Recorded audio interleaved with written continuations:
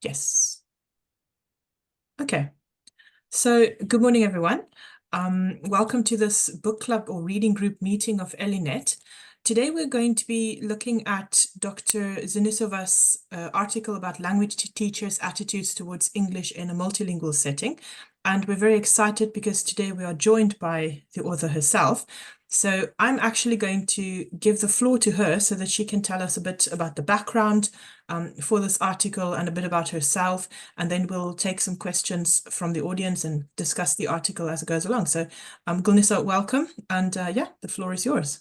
Thank you very much, Nadia. Hello, everyone. Thank you for coming to our reading session. And thanks to ELINET for this opportunity to talk about this article. Thank you very much, Nadia, especially for your help organizing this session.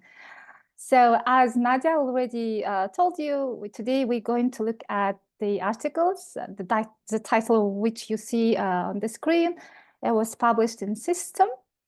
When it comes to me, I'm currently a lead coordinator for ELINET from Kazakhstan branch, and my research is mainly on global Englishes, multilingualism, and EMI, and how it's all related to teaching and learning in classrooms, how it affects teachers and students.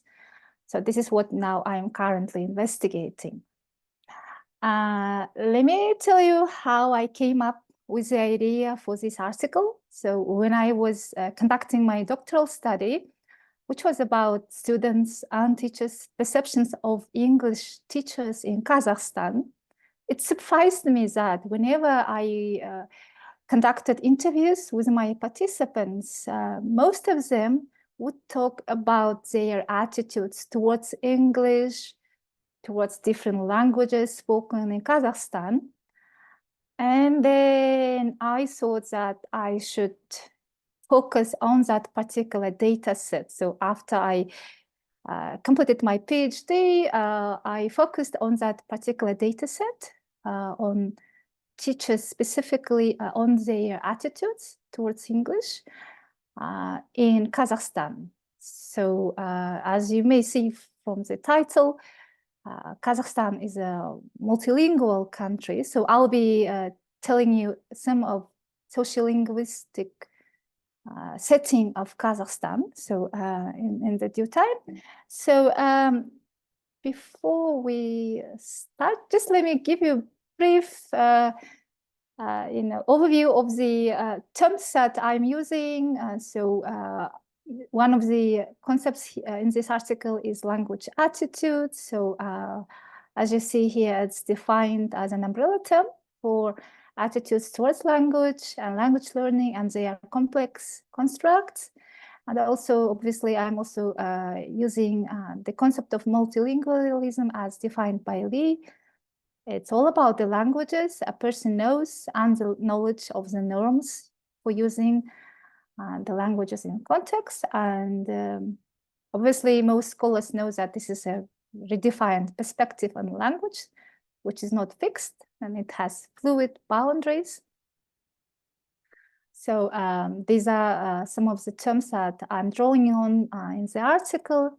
And I'm also discussing all the findings in relation to language ideologies, which are beliefs, values, and cultural frames that circulate in society and shape the ways how language is perceived, and as well as how it's used. So these are some of the concepts that I'm drawing on in the article. So the gaps that this article are addressing is that the existing studies, they have not fully looked at the likely factors influencing teachers' language attitudes.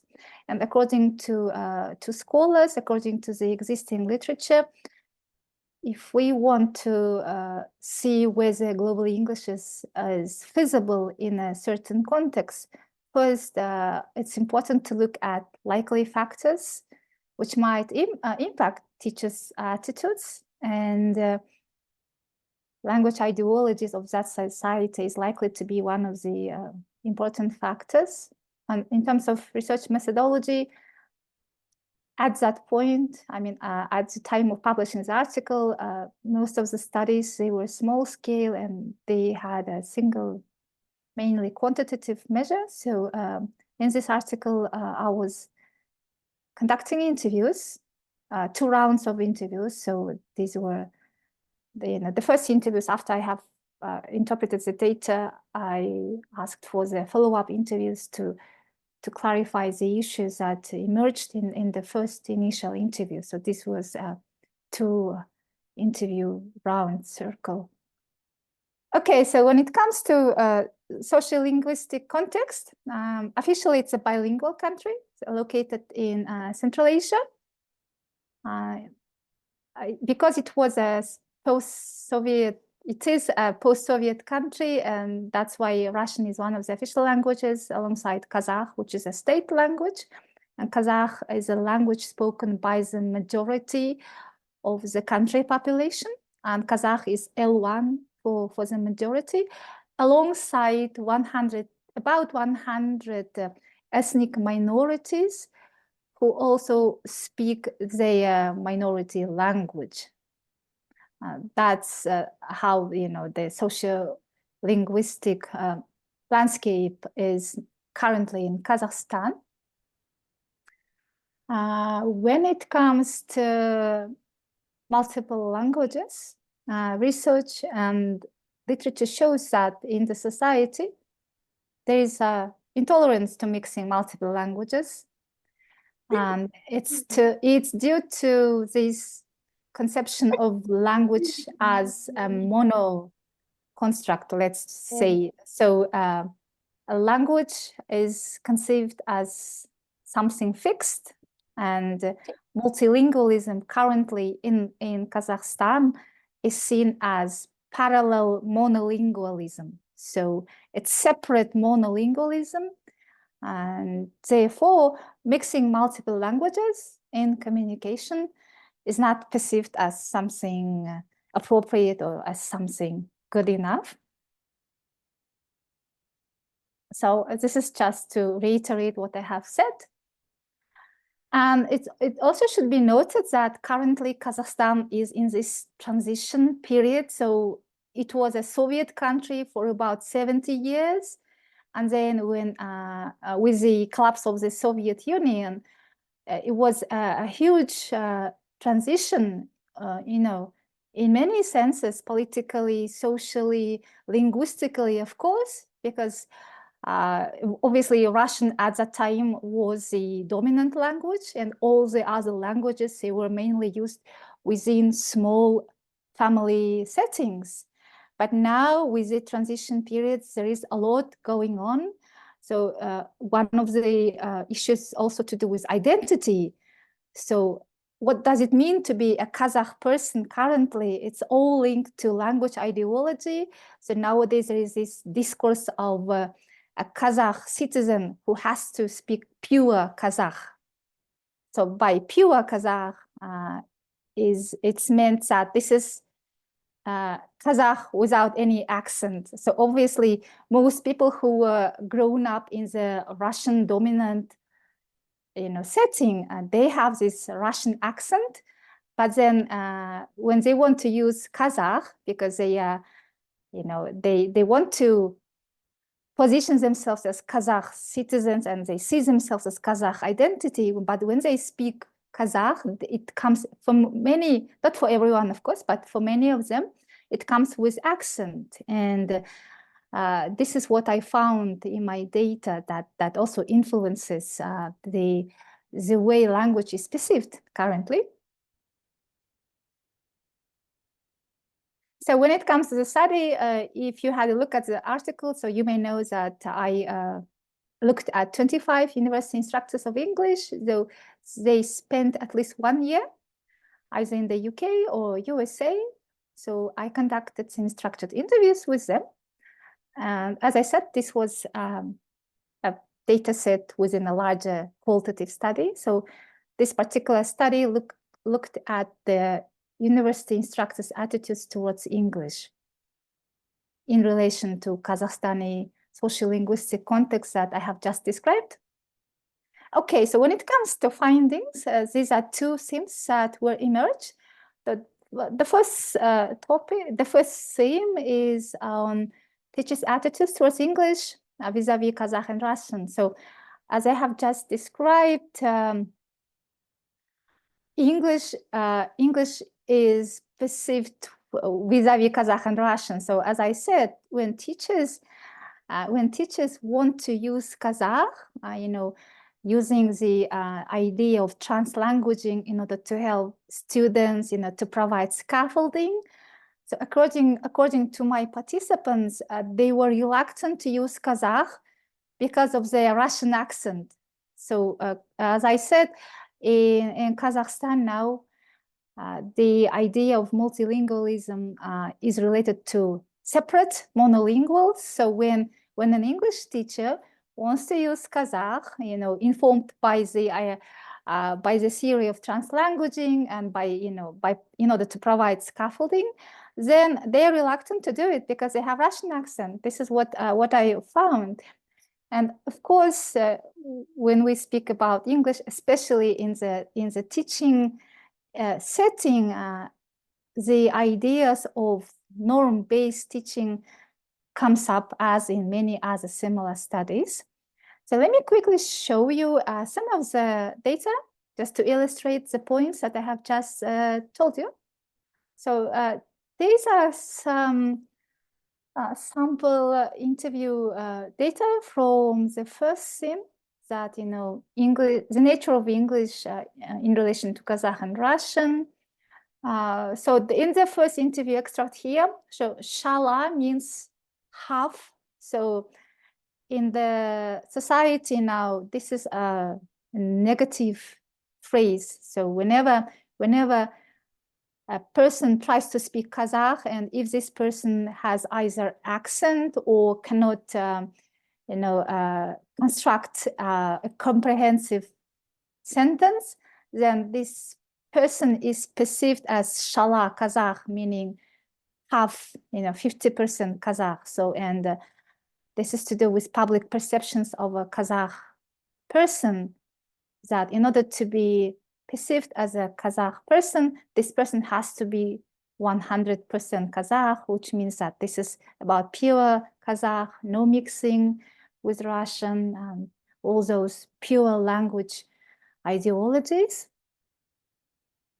And so also another emergent theme was to do with the idea of teachers using translanguaging. So the teachers know about translanguaging, they want to practice it, they want to use it in their teaching setting, but again, they are challenged by the existing norms. It doesn't mean that they don't use translanguaging, they want to use it, but they are aware of this resistance towards mixing languages.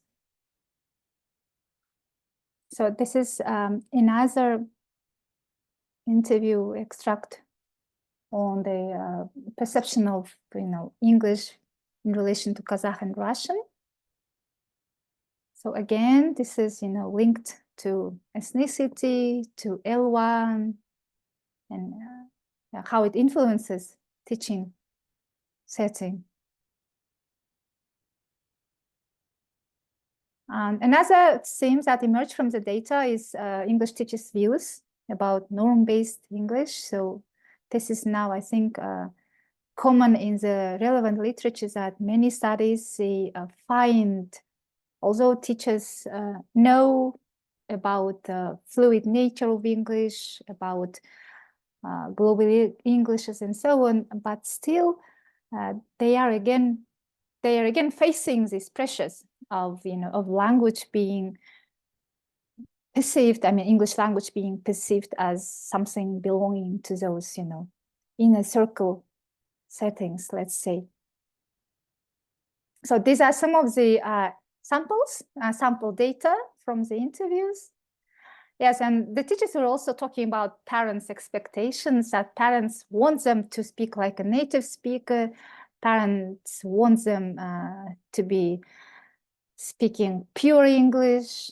and so on. So I think this is, again, similar to many of the studies now in the relevant literature. So when it comes to conclusions, so I think this is just to reiterate again.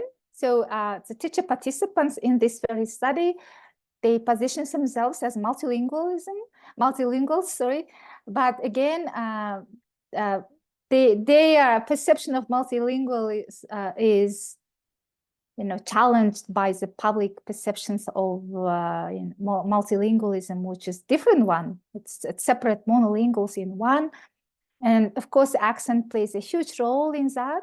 And what I found, which was, surprising and which was not reported by the time of the publication, was that how teachers use Kazakh, which is L1 for majority, which is a state language.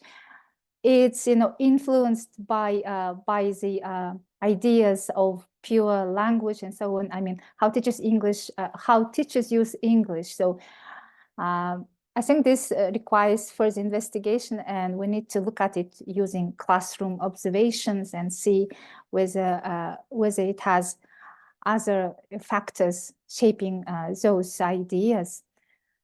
That's briefly it. Thank you very much for listening. And now I am looking forward to your questions. Oh, thanks very much, Gulnissa. That was very interesting. I mean, the article itself already, but the summary is quite helpful, I think. I wanted to ask, in your opinion, is it a big limitation for you that the majority, or I think all of your participants were female? This is a very interesting question. Actually, when my article was reviewed by peer reviewers, this was one of the questions why I had only females. It was just in a convenient sampling. So I asked everyone in my network, and I circulated the call for research participants, and surprisingly, only female participants responded. But it would be very interesting, Nadia, so I see your point. It would be very interesting to see how gender might influence these perceptions here. So this could be an idea for the next research study. Thank you for that. Oh, I see Mona. Thanks, Gulnissa. I see Mona has her hand up there. Hi, Mona. Hi. I'm sorry, I was a bit late, so maybe I missed this part.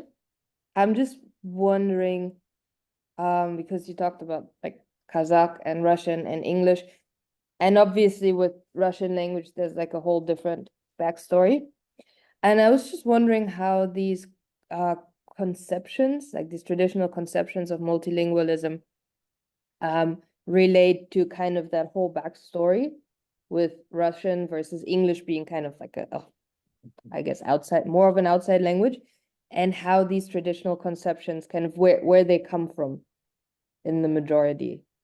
If that is like a society kind of, I don't want to say self-imposed, but if that is like a feeling, or if that stems from former language policies that were in place. Yeah, thank you for bringing this up. Actually, if we look at the official policies in relation to, just a second, I want to accept one person from the waiting. Okay, so when it comes to formal expectations regarding English language teaching, the official document says that the aim of language teaching is that the students have to speak like native speakers. So this is an official document. So, and I mean the scholars, a small circle of scholars in Kazakhstan, we actually address this to the ministry, saying nowadays it's different, so it might take time. So this is really in relation to English language teaching policies. But when it comes to traditional conceptions of multilingualism, in the Kazakh society nowadays, it is still traditional that if a person speaks any language, that should not be mixed with other languages. So currently, according to research, there is also research, classroom-based discourse analysis research from another scholar in Kazakhstan So she made recordings of classroom interaction and discourse. She made a discourse analysis, and yes, that's still there.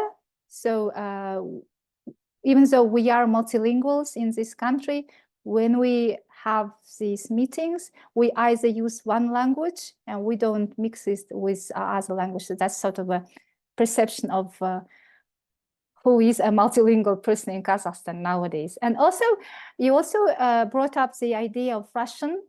Now, given the global scale events happening, the idea of using Russian nowadays is getting more and more negatively perceived. And whenever people hear Russian accent or read something in Russian, this brings up the whole, things related to imperialism, post-colonial stuff and so on. But it wasn't within the scope of my article, but it's what I am now observing. Daniel has a question. Yeah, Daniel. Yeah, thanks. Can I follow up on that? Because I thought that was a really interesting part of the article. Particularly, I'm not sure whether it was like around Diana, perhaps, but that tension that one of the participants felt between Russian and Kazakh seemed to come through more than any tension between using English and one of the other languages. So the tension seems to be between Russian and Kazakh. So first of all, can I ask about how, if two Kazakhs meet, how do they decide what language is being used? Is it down to age, or is it down to social situation? What's driving the language choice there between Kazakh and Russian? Yeah, it's a very good question. And nowadays, applied linguists in Kazakhstan, they're trying to conduct studies on discourse analysis. But coming to your question of how when two Kazakhs meet, I think it mainly depends on the context. So, for example, if it's teaching, let's say two colleagues are meeting and we know each other very well, and we know what is a dominant language for that person, from accent. So, for example, whenever I speak English, people would notice my maybe Russian accent, and they will use maybe Russian.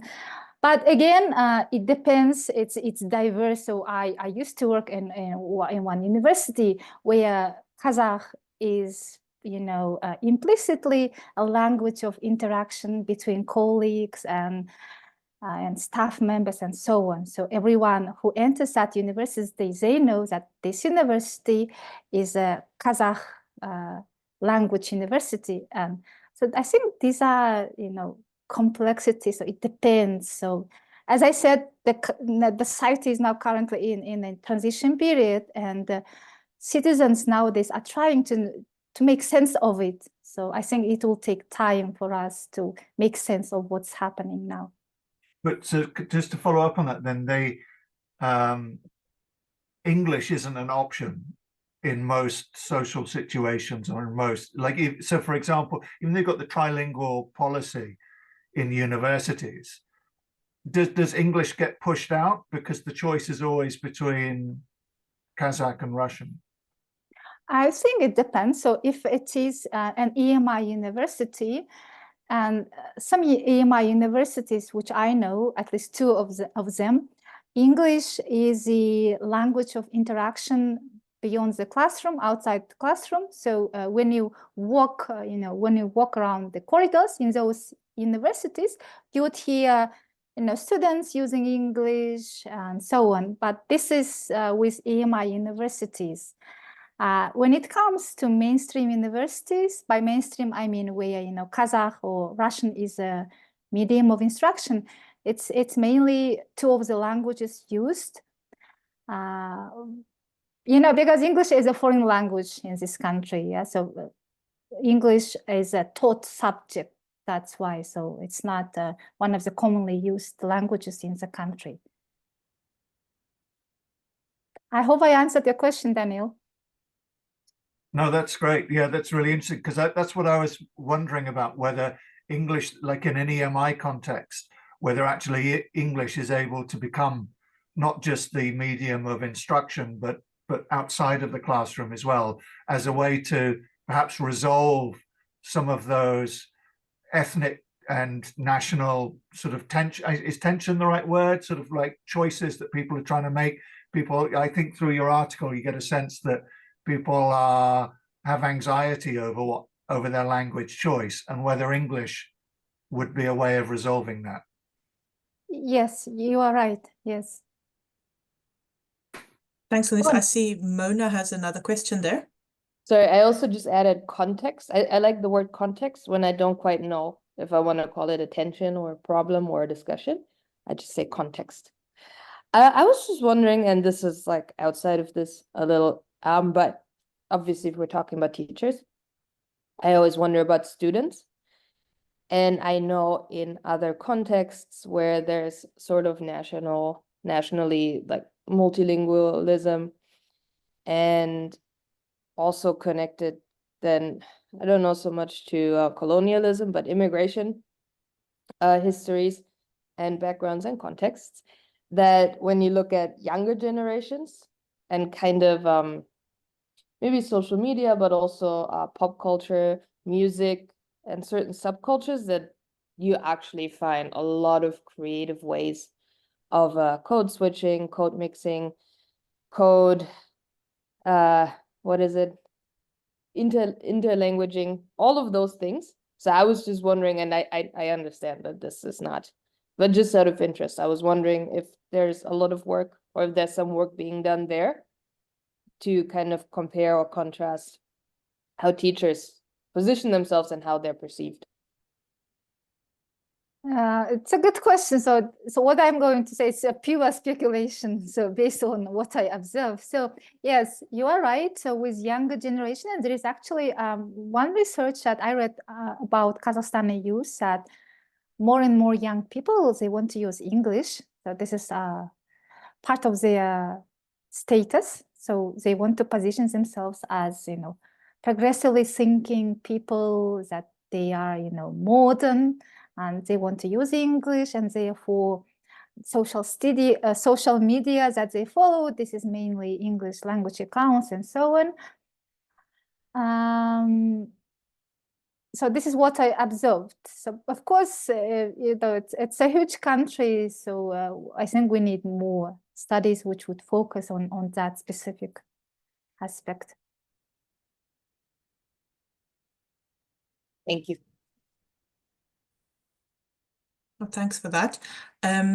Yeah, so is there anyone else who has a question maybe, or a remark?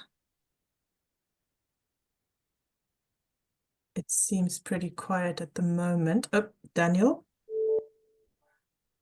Can I ask a second question then on the second theme around normativity, and kind of like how that, it seems to be a lot of it is around accent, pronunciation, about understanding, their goals over, like particularly is it the students have perceptions over what they're aiming for, but they're also teachers as well, that they does it go beyond accent? Does it go beyond pronunciation? And how does that manifest itself in the classroom? Are sort of native speaker norms around pronunciation actually being explicitly taught? Does it find itself in the curriculum?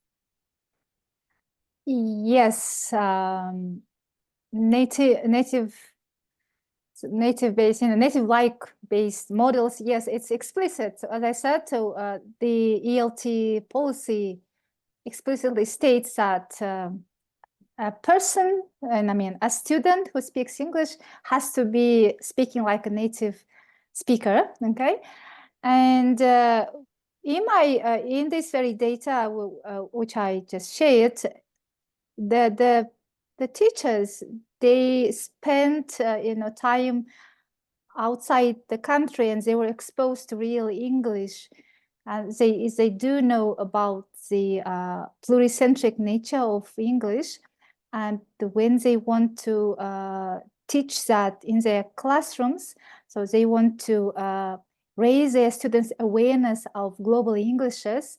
In some cases, these teachers, they face criticism from senior teachers maybe who were, who had been trained in the norm-based, paradigm. And the participants in this study, they faced these challenges from their colleagues who had not been aware of global English's paradigm.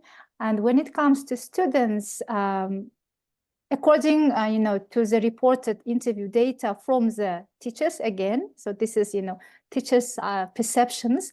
So according to the teachers say that it's not only about native-like pronunciation, it's also about vocabulary. So especially young people, they want to sound kind of belonging to that popular culture, so they want to use slang and idioms or some popular fashion idioms and so on. Yeah, so it's not only about pronunciation, but when I was conducting the interviews, accent and pronunciation just got more salient in the data. That means, like, so from a policy point of view, in terms of, yeah, it's written in saying that the goal is native speaker pronunciation, but that's different to what, say, students are asking for, which is more modern, more idiomatic engagement with sort of global modern culture. Yeah. So is it true that sort of people read whatever they want into native speaker normativity? By read, you mean in the classroom setting or beyond? It seems like the policy is at odds with what the students want, Yes, you're right. So I think it's common in many contexts that policy states one thing, and in reality, in classroom settings, we have a different picture. So I think this tells us about the need for dialogue between policymakers and practitioners, that there must be some kind of mechanism in order to let them know, the policymakers, what the students want. Of course, again, this implies more studies on students' perspectives.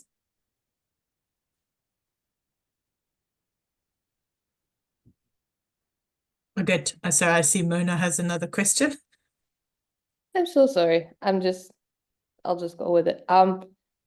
Obviously for me, as like coming from a global English's point of view, and I again don't have that much knowledge about Kazakhstan and its history with languages, but from my understanding, compared to other countries in Europe, English as a subject is fairly new, right? So in the past, Russian would have been the more commonly taught foreign language.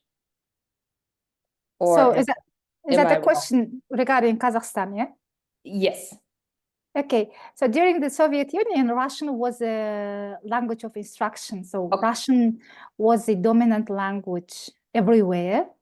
Okay, so because we have the same in Germany, where a certain generation now, like obviously a bit older generation, but and I also had the same experience when I went to Poland once, that learning English in school for some people's like parent generation was not something that happened.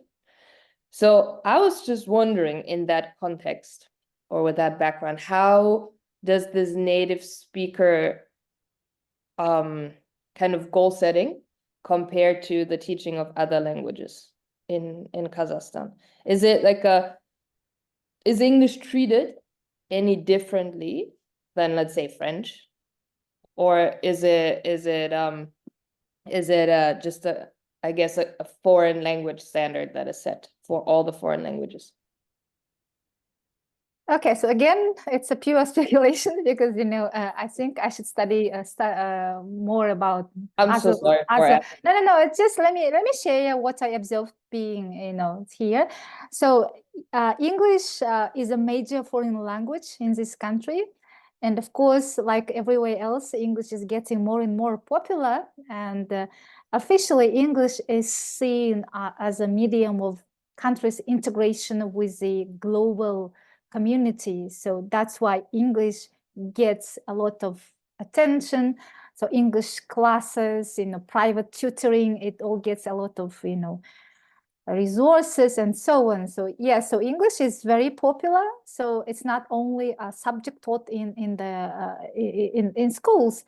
It's also a way, to get outside country, because when people speak English, they can study abroad and so on. Yeah. So when it comes to other foreign languages, I know that, for example, German and French are also taught as foreign languages. And I also know that the reason behind that is, again, to get European education. So for example, in order to study in German, a person has to speak German. That's why people take some classes of German, and the same applies to French. So that's what I observed from being here.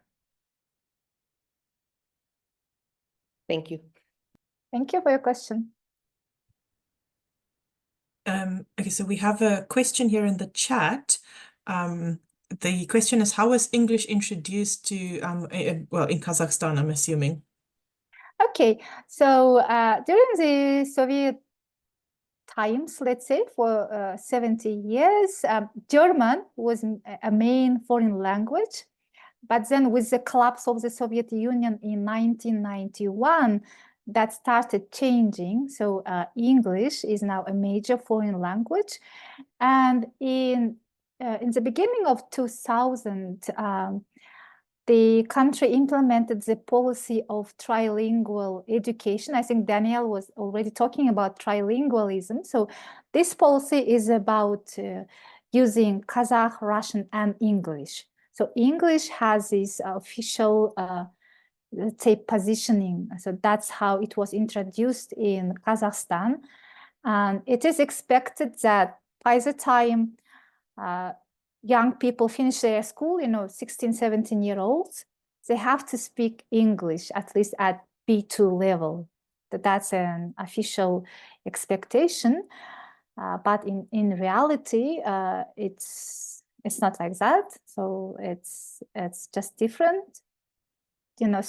School children, when they leave school, if it's a mainstream school, the English level is not that high. Super, thanks, Gulnissa. Does anyone else have a question? Something that you'd like to add, maybe?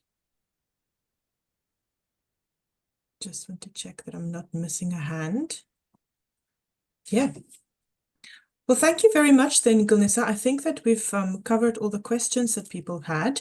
I just want to remind everyone that if you do have a question still, you are very welcome to email us at ELINET, connect@elinet.org.uk. I'll put it in the chat, the email address.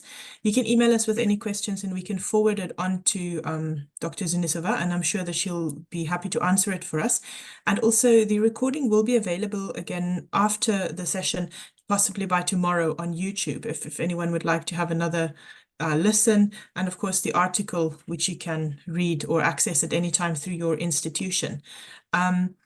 But yes, so from my side, Gulnissa, I really want to thank you for taking the time to join us today. It's always just so much better if the author is here to explain their thoughts and just everything with us. So I see here that Emma is saying in the chat, thank you very much.